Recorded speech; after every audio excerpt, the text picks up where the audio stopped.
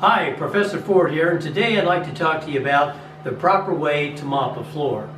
To begin with, you're going to need wet floor signs out, and you want to always make sure you got enough wet floor signs out that people walking into the area will realize that you're mopping the floor and the floors are wet. So I've got a wet floor sign here at one end, and down at the opposite end I have another style of wet floor sign. And you've got your mop bucket.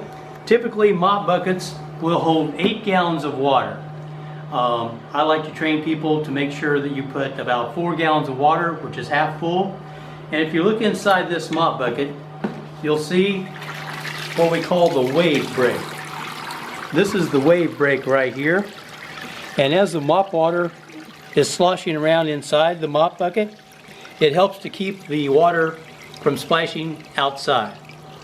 Now, in mopping your floor, you want to take your mop bucket, dip it down in your water, put it in your wringer.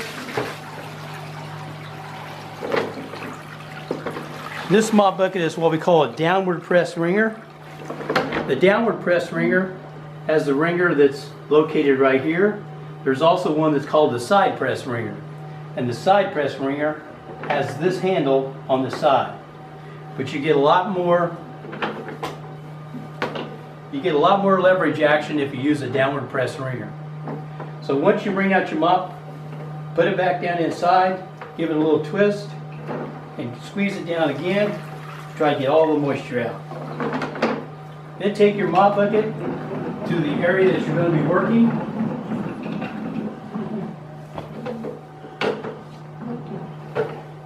And I tell people to always put the mop on the floor and mop like this along the edges.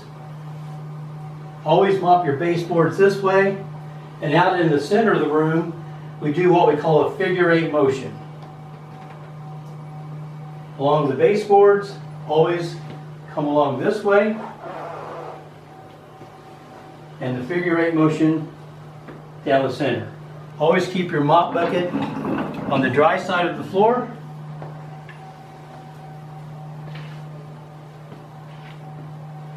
And that would be the proper way to mop your floors.